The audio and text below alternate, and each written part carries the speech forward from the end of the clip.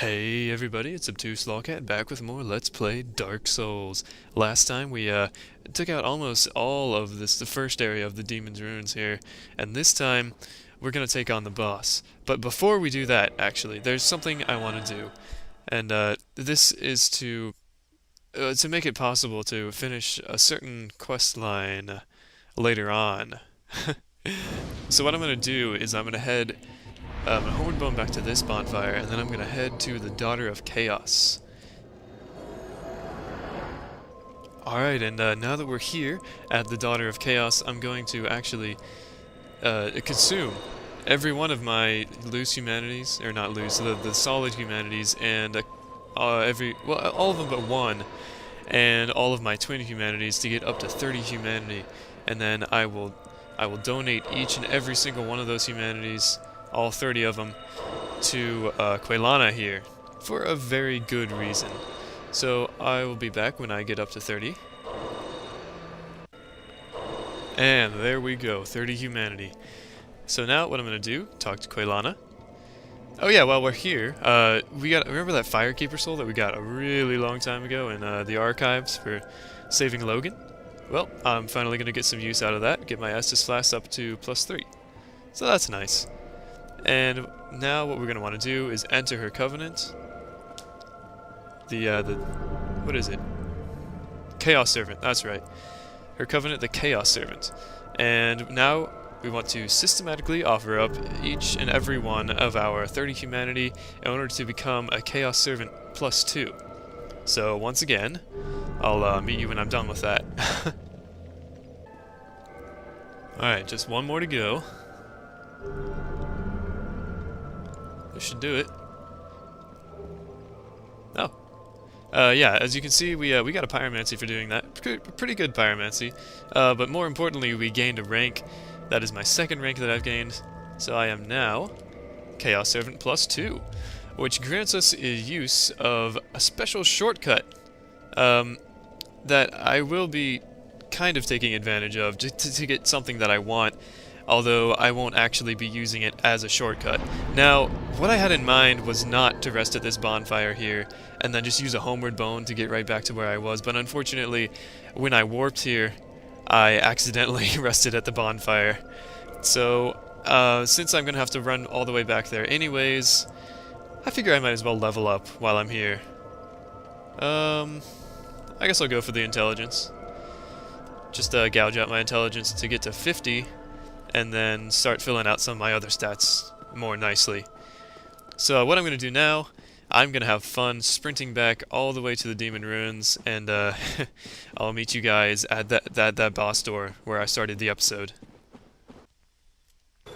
Alright, here we are, back at the boss door, and to get to the shortcut, you just head on down this way with all the twisty roots and stuff.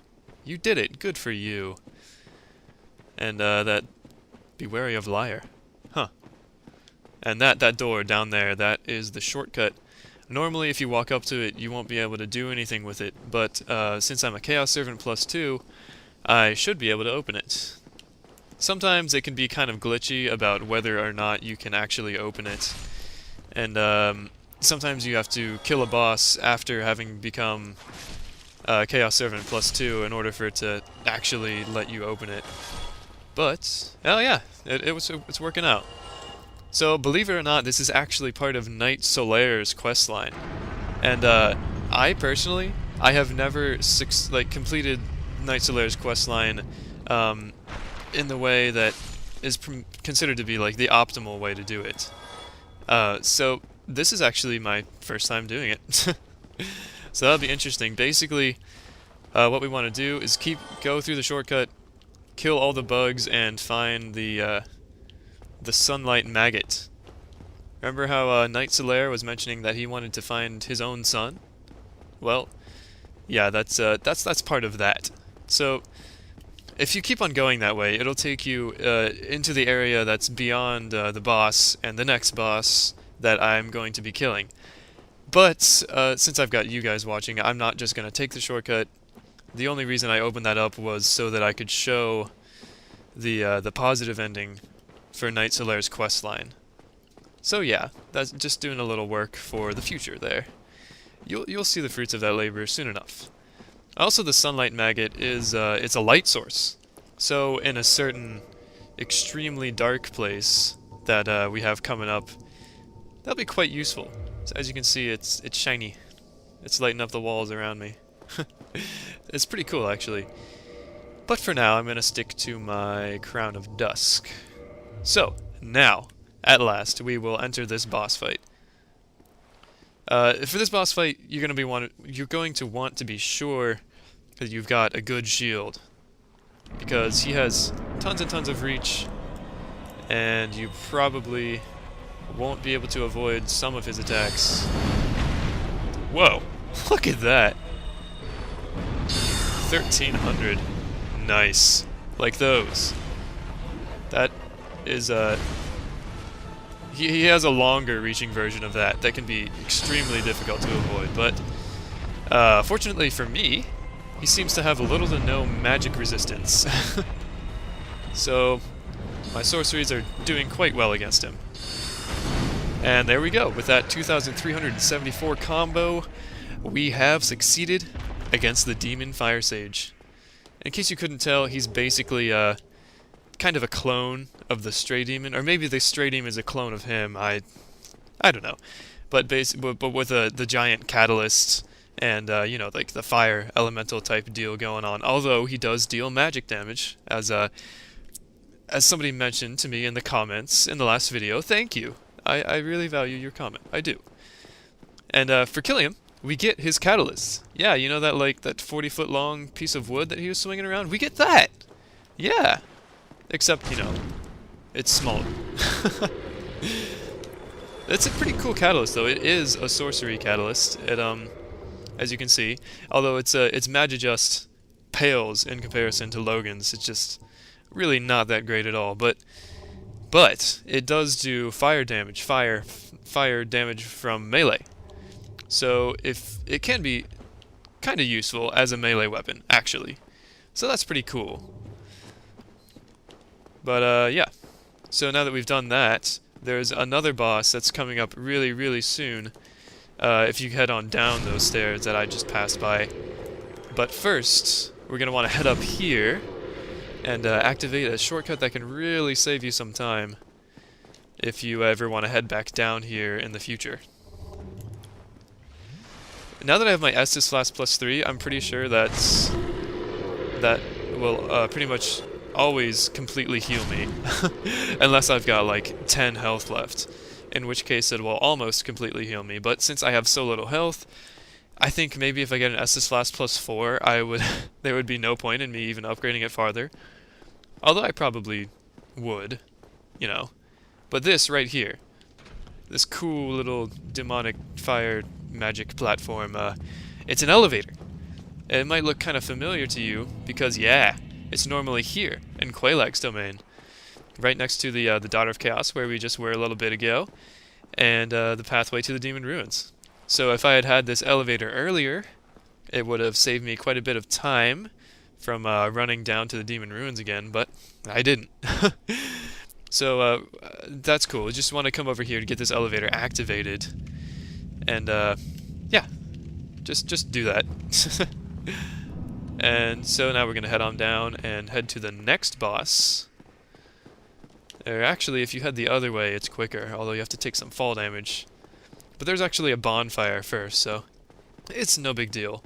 Hopefully I can take out this next boss solo. He can be kind of difficult to take out solo. Especially if you don't have that much health, because the arena that he's in, it's a lava arena. So, well, humans, of course, like I've said earlier, don't like lava. We're very flammable. So you have to be very careful, and you actually are required, well, not required, but it's the best way to fight him includes you rolling over a little bit of lava, so you're probably going to take some damage from that. Another thing about lava is that it degrades your equipment very, very quickly. So you don't want to stay in the lava for too long. So let's spend some of those souls we got. Get 46 intelligence. Nice. And let's head down here. This guy can deal quite a bit of damage. I'm just gonna hope that I have enough ridiculous offensive capabilities with my homing crystal soul masses and my crystal soul spears that I can just, you know, use my offense as a good defense, just take him out quickly. If you're human and you've done enough of Knight Solaire's quest, you'll be able to summon him right here. But if you remember, I just spent 30 humanity, so I actually have 2 humanity items left, and I don't want to spend those lightly.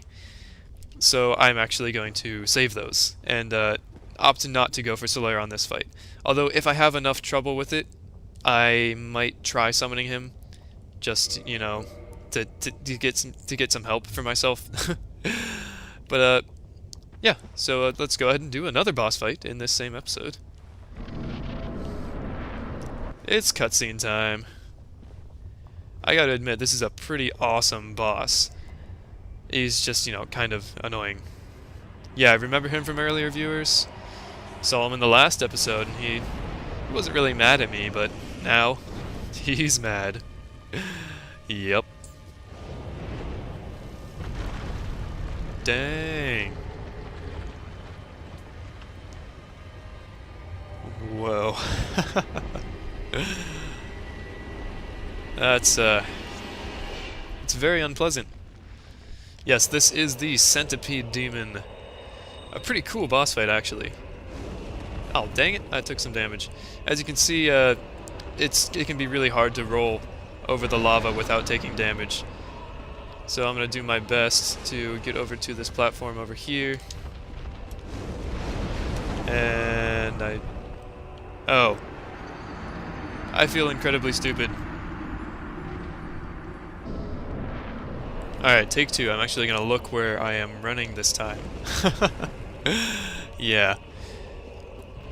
So, we want to head on over here, because in my opinion, that over there is the best atmosphere for fighting this guy. Woo! Man! I just barely made that. Yeah. This is not the best situation to have 8 vitality, but over here we find green titanite shards. And he can sometimes take a while to get over to us. So I'm just gonna prepare myself with some homing crystal soul masses. Fire! Why won't you fire, crystal soul masses? Please, fire? Please?